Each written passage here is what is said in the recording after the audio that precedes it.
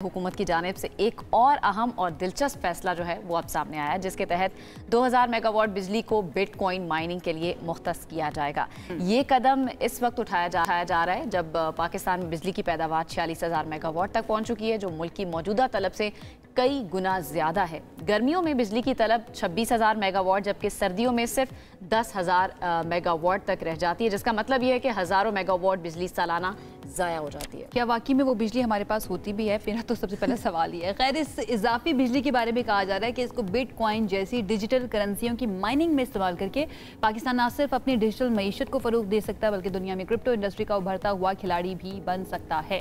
लेकिन अब सवाल बहुत ज़्यादा है इसके अंदर। इसमें पहला सवाल ये कि पाकिस्तान इस इनकलाबी फैसले के लिए टेक्नोलॉजी, माहौलियाती जिम्मेदारी और मालियाती शफाफियत के लिहाज से क्या तैयार है? क्या पाकिस्तान के पास इंफ्रास्ट्रक्चर उस तरह से मौजूद है और क्या वाकई में ये डूएबल है पाकिस्तान के लिए या नहीं है, और पाकिस्तान की इकोनॉमी को फ़ायदा देगा या नहीं? इस सारी सिचुएशन पर बात कर लेते हैं। हमारे साथ मौजूद है मारूफ एनर्जी एक्सपर्ट हैं खालिद वलीद साहब। उन्होंने हमें ज्वाइन किया स्टूडियोज़ के अंदर, उनको वेलकम करेंगे सो मच ज्वाइन करने के लिए, और कोशिश करेंगे कि हमारे साथ कोई क्रिप्टो एक्सपर्ट भी मौजूद है ताकि हम उनसे भी उनकी राय ले सकें।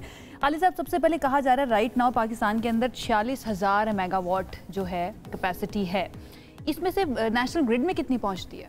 देखिए, अराउंड 50% जो है वो आप जनरेट करते हैं इसका। एक तो ये कि हमारा ट्रांसमिशन सिस्टम पुराना है, आना है, आप उसको कैरी नहीं कर सकते, और दूसरा ये कि डिमांड कम होती जा रही है। जितनी आपको ज़रूरत होती है उतनी आप जनरेट करते हैं। सोलर की वजह से आपने जो रूफटॉप सोलर लगा दिए हैं, इंडस्ट्रियल ग्रोथ का ना होना, उसकी वजह से आपकी जो इलेक्ट्रिसिटी डिमांड है वो ओवर द ईयर कम होती जा रही है। इस साल वो शायद रुक गया है कम होना, लेकिन स्टिल आपको इंडस्ट्रियल ग्रोथ चाहिए। शायद इसी वजह से ये जो क्रिप्टो का फैसला है इसलिए किया जा रहा है कि ये जो आपको, क्योंकि ये जो इंस्टॉल्ड कैपेसिटी है आप इसको यूज़ करें या ना यूज़ करें, आपको पैसे पावर प्लांट्स को देने हैं, टेक और पे कॉन्ट्रैक्ट्स हैं। तो अच्छा ये है कि आप किसी न किसी एक वे में इलेक्ट्रिसिटी यूज़ कर लें। तो एक तरीका ये हो सकता है कि आप उसको इंडस्ट्री के साथ लिंक करें।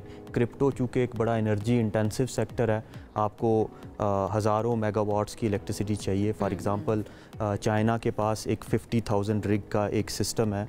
रिग में 3 ग्राफिक कार्ड्स होते हैं और उसमें उस 50,000 रिग सिस्टम से आप around 750 bit mines per month जो है वो बना सकते हैं, जनरेट कर सकते हैं, माइन कर सकते हैं। अराउंड आपका जो है वो कोई आपका $75 मिलियन जो है वो पर मंथ बन जाता है। लेकिन उसके लिए आपको जितनी इलेक्ट्रिसिटी चाहिए वो कोई अराउंड 3000 मेगावाट्स चाहिए।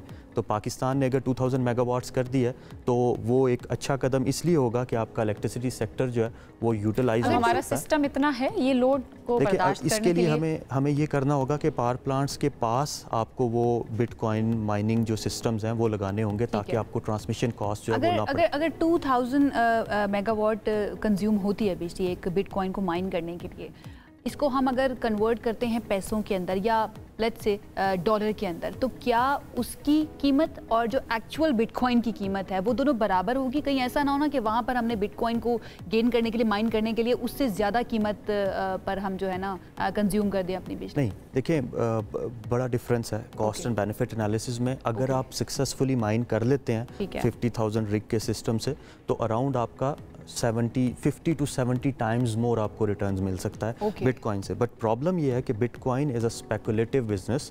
उसकी स्पेकुलेशन कॉस्ट इतनी ज़्यादा है कि कोई एक नेगेटिव न्यूज़ आती है या कोई हैकिंग का ना आता है तो उसकी प्राइस जो है वो कम हो जाएगी। और हमने ये वोलेटिलिटी जो है वो देखी है। पाकिस्तान शायद अपनी इंडस्ट्री को फ़रोग दे सकता है। देयर आर अल्टरनेटिव वेज जिसको आप यूज़ करके अपनी इलेक्ट्रिसिटी की जो यूटिलाइजेशन है उसको बढ़ा सकते हैं। फॉर एग्ज़ाम्पल आप बिटकॉइन माइनिंग को छोड़ के आप एक्चुअल माइनिंग की तरफ जाएं। फॉर एग्जांपल अभी दुनिया में बैटरी स्टोरेज का बड़ा चर्चा है। लिथियम पाकिस्तान में नहीं है, लेकिन पाकिस्तान में सोडियम एग्जिस्ट करता है। सोडियम जो है वो आप NaCl से बनाते हैं जो कि आपका टेबल सॉल्ट है।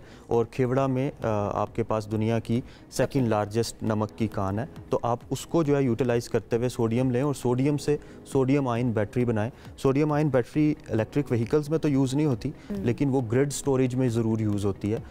तो पाकिस्तान को इस टाइम पे ग्रिड लेवल स्टोरेज की ज़रूरत है। दुनिया में इसकी तलब है, दुनिया में इसकी तलब है क्योंकि वो कंट्रीज़ जहाँ पे फ्लक्चुएशन ज़्यादा आती हैं, फॉर एग्जांपल समर में इलेक्ट्रिसिटी लोड पाकिस्तान में बड़ा ज़्यादा हो जाता है, विंटर में कम हो जाता है।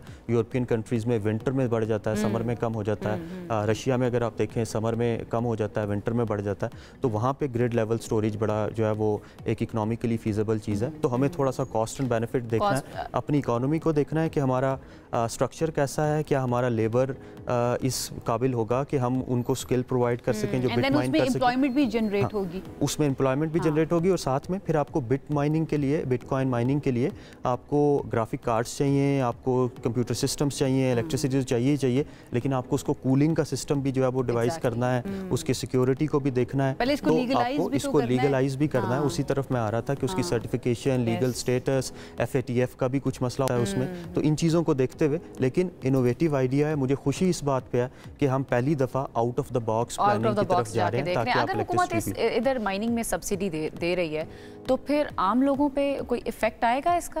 देखें, अगर तो ये सक्सेसफुली चलता है और आपकी मैशत में डॉलर इनफ्लो जो है वो बढ़ता है, आपके फॉरेन एक्सचेंज रिजर्व्स ठीक होते हैं, तो आपके रुपी पे प्रेशर कम आता है, और जब भी आपका एक्सचेंज रेट कम होता है या स्ट्रेंथन होता है रुपी, उससे आपका इन्फ्लेशन कम होता है और वो फिर ट्रिकल डाउन होता है। लेकिन ये एक बड़ी लंबी चौड़ी प्लानिंग है, शायद हमें इस चीज़ को थोड़ा सा केयरफुल रहते हुए रैशनल प्लानिंग की ज़रूरत होगी। तो शायद हम अल्टरनेटिव वेज को भी देख सकते हैं। बॉक्स की बात कर रहे थे कि खुशी है, डेफिनेटली नई चीज़ें जो हैं वो होनी चाहिए, दुनिया के साथ मिलकर हमें चलना चाहिए, लेकिन ऑलरेडी जो हमारे बॉक्स के अंदर चीज़ें मौजूद हैं उनको भी तो हमें देखना चाहिए कि वो ठीक हैं या नहीं। आपको लगता है कि उस तरफ जाए बगैर हमारे पास ऐसे ऑप्शंस मौजूद हैं जिनके ऊपर काम करके हम चीज़ों को बेहतर कर सकते हैं मज़ीद? देखिए, लीप फ्रॉगिंग करना या क्वांटम लीप लेना वो शायद अभी पाकिस्तान के लिए फेवरेबल नहीं होगा। स्टेप वाइज फेज्ड वे में चीज़ें चलें, कुछ एक पायलट स्टडीज़ लॉन्च करें, कुछ अल्टरनेटिव्स लॉन्च करें, इंडस्ट्री को कुछ इंसेंटिव्स दें जो कि ऑलरेडी चल रही है पाकिस्तान में, खासकर टेक्सटाइल इंडस्ट्री, आपकी जो सियालकोट में स्पोर्टिंग इंडस्ट्री है, उसको सपोर्टिव पैकेजेस दिए जाएं।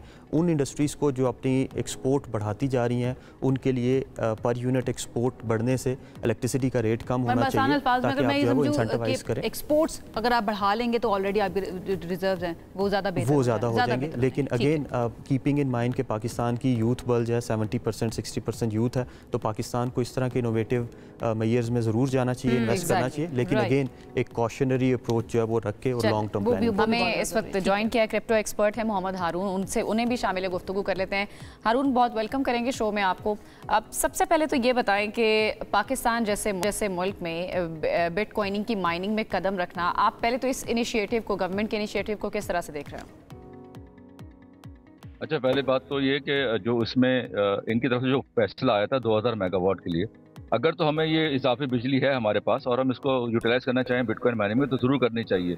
लेकिन जो सबसे बड़ा चैलेंज है वो ये ज़ेर बहस है कि जो पर यूनिट के हिसाब से जो हम चार्ज करेंगे वो कितना चार्ज होगा, क्योंकि अगर ये बात करें 10, 12, 15 सेंट की, तो फिर तो ये फिजिबल नहीं है फॉर माइनिंग फर्म जो पाकिस्तान में इन्वेस्टमेंट करेंगी।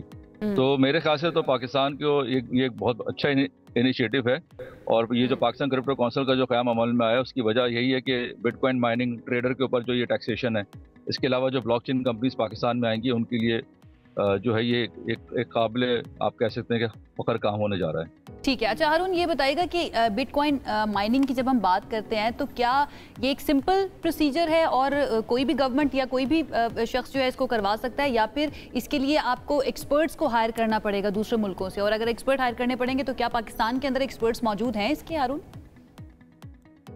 अच्छा देखिए, इसमें ऐसा कोई एक्सपर्टीज़ की ज़रूरत तो नहीं, लेकिन जाहिर सी बात है जिन जगहों पे, जिन कंट्रीज़ में अभी जैसे एल सल्वाडोर की बात हुई, इसके अलावा जो है वो टेक्सास है, बहुत सारी ऐसी फर्म्स हैं जो काम कर रही हैं, तो जाहिर सी बात है उनकी मशावरत तो चाहिए।